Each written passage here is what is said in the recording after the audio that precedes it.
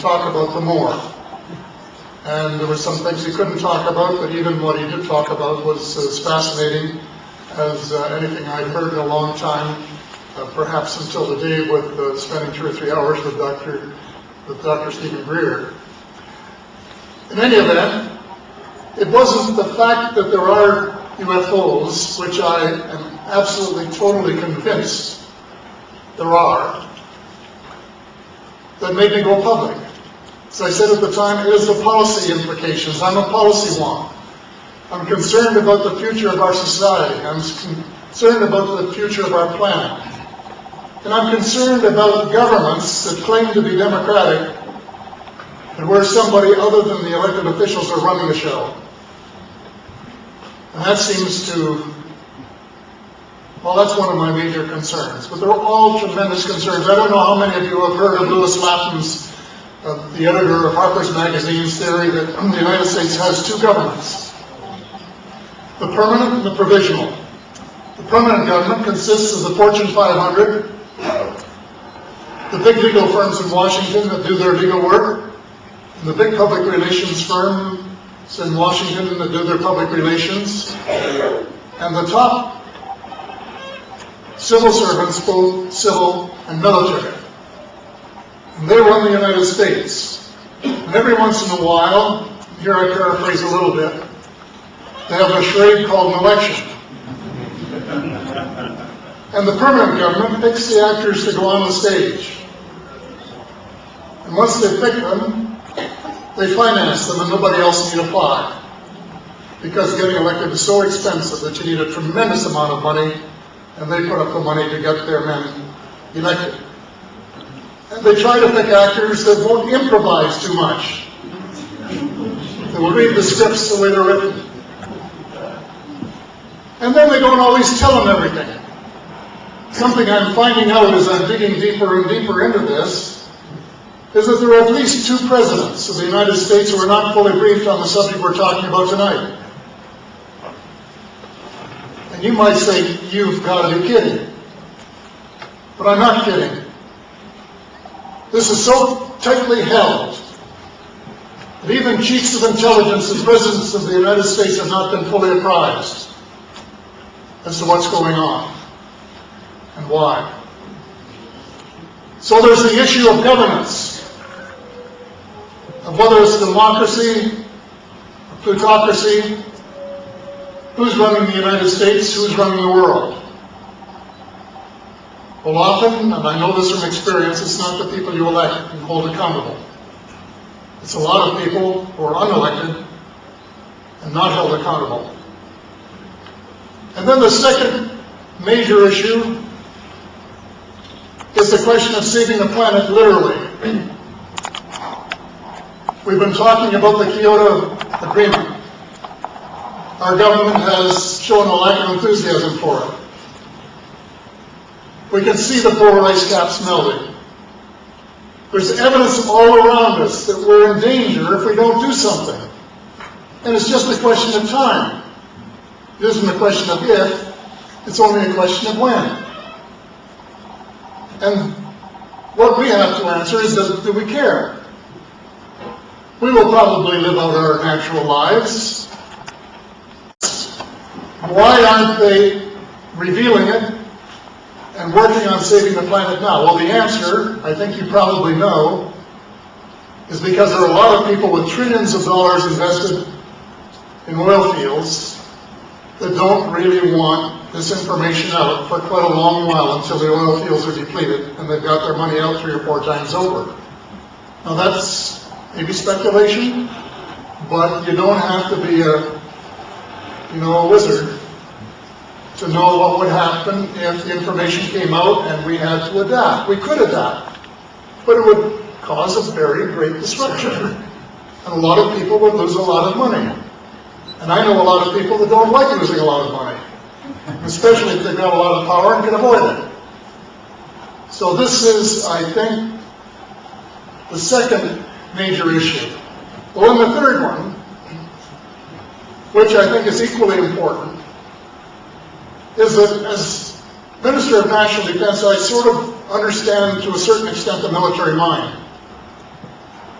Most of them wonderful people, and I say that without any reservation. And Canadian soldiers, sailors, and airmen are as good as there are in the world, and we can be very proud of them.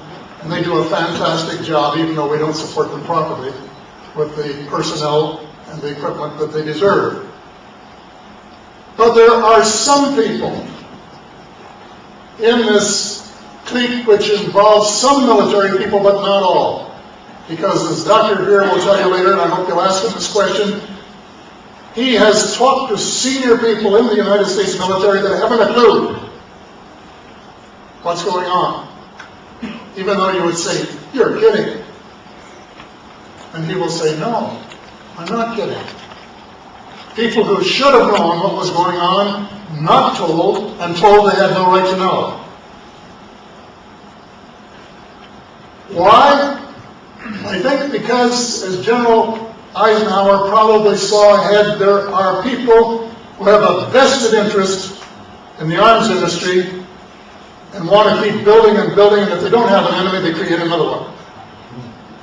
So first you have the Cold War, and then you have a phony war against terrorism, and then when that runs out, you're going to be faced with this extraterrestrial threat, and we, the people of the world, are going to have to get together and squander all of our money to build defenses to try and protect ourselves against the ETs.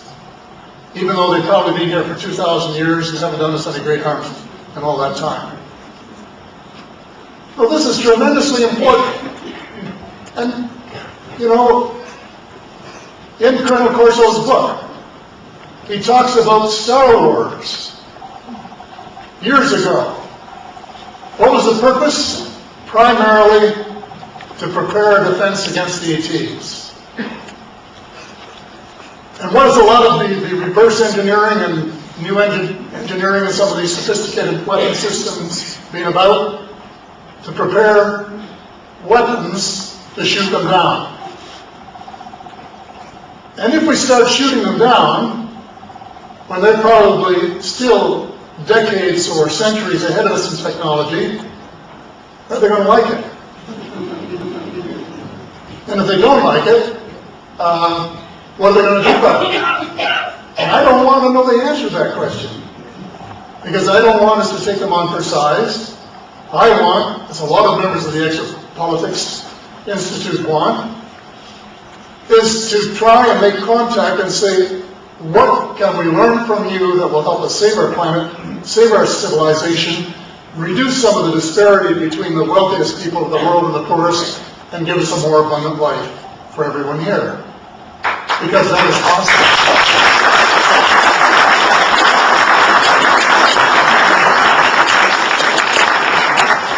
So we're not talking about small stakes here. We're not talking, you know, about some politician that was caught spending the weekend with a blonde that wasn't his wife, or some major story that would get all the newspapers and get 2 or 3 pages and follow-up stories. Some people think those are the important stories. I haven't been involved in one so far. Trying to escape. And they're maybe interesting, you know, a little titillation, that kind of thing. But in the long run, they don't matter who. But who's running the world matters. Whether we save the world or not matters. And whether we get into an intergalactic war matters, because all of us are inevitably going to be affected directly or indirectly in some way that we would really not want to see. So that's basically the reason I'm here. Dr. Greer is the expert. I'll leave the technical questions to him, because I've never talked to anyone who has known as much about all of these things as he does. He blew my mind for 2.5 hours today. And I know that he won't talk about all the things because he won't have time. But I think he will answer your questions about anything you want to know about the U.S. military, who knows, what they know, why the right people don't know, and why we're not getting the information that we deserve to have. So I just hope you'll give him a very warm reception, and I just say thank God for Dr. Greer and people like him, but especially Dr. Greer for his disclosure project. To get one of his his DVDs and watch it through about twice. You'll want to go out and march on Parliament Hill and say, look, start an inquiry, find out what this is all about. Lots of witnesses that he could bring up that would talk openly about the problems, and get it all out in the open before it's too late, because that's what we really want. That's what it's all about. Thank you.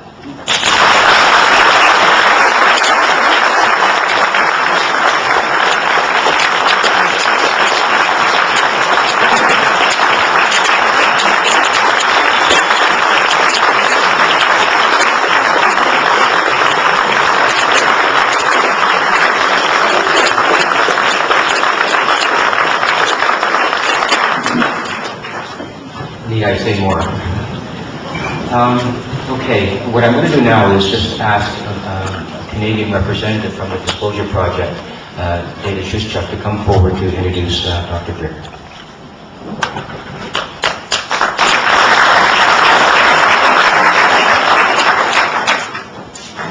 Thanks, Victor. My name is David Schuschuk, and I've been involved with the Disclosure Project in a pretty small way in Toronto for the last 4 years. And I'll go back into my background a little bit more later, but as we've seen tonight, it's really about questions. That's where I start coming from. And questions that sort of hanging over the world for at least the last 60 years. Probably much longer than that, but certainly that long. And just to go over those questions, there's 3 of them. And again, we have, why are we still using obsolete and polluting energy generation and transportation technology when effective alternatives are known and have been demonstrated? Why is that the case? Why and how does a small group of people control and manipulate the economy, energy, politics, technological development, medicine, and media, and a whole lot of other fields? Why is this going on continuously? And why are we putting up with it? And why is the enormous evidence for extraterrestrial civilizations, why is it being held secret or outright denied? And there's one other question. Why is it when you ask these questions too often or too loudly, things start happening to you? You can be ridiculed, shunned, harassed, offered bribes, co-opted, threatened, and have attempts on your life and on those people close to you. Stephen Greer has looked all of that in the face for years, and he is not blamed. He put a highly successful and honored career on hold to do this. That career was as an emergency physician and chairman of the Department of Emergency Medicine at Caldwell Memorial Hospital in North Carolina. He's also a lifetime member of Alpha Omega Alpha, which is the most prestigious medical honors society in the United States. Now, he walked away from that to essentially take on the volunteer positions as head of the Disclosure Project, Space Energy Access Systems Incorporated, and CSIC. And thrown in on the deal, he'd get to watch his back pretty much on an ongoing basis. Now, how many of us sitting in this room would pick up a cause like that and pay such a price? Not many, if any of us. Now, some of the things Stephen will say, and some of the evidence he presents will seem to be pretty much out there. And I wouldn't blame anyone for being skeptical. My own background is in research methods and statistics, which I taught at the University of Toronto for 13 years. Now, skepticism is something I basically made a living by. If something doesn't add up, it doesn't even make it to the Navy file, as far as I'm concerned. But I decided, after first becoming acquainted with what Stephen was doing, to look into things personally. And after a remarkably short amount of time, I was able to personally verify, firsthand, for myself, some of the claims and things that Stephen Greer said. And at first those claims seemed utterly incredible. But believe me, when you personally verify something and you get lots of independent confirmation from sources, very different sources, it starts to lend a lot of credibility to everything else he has to say.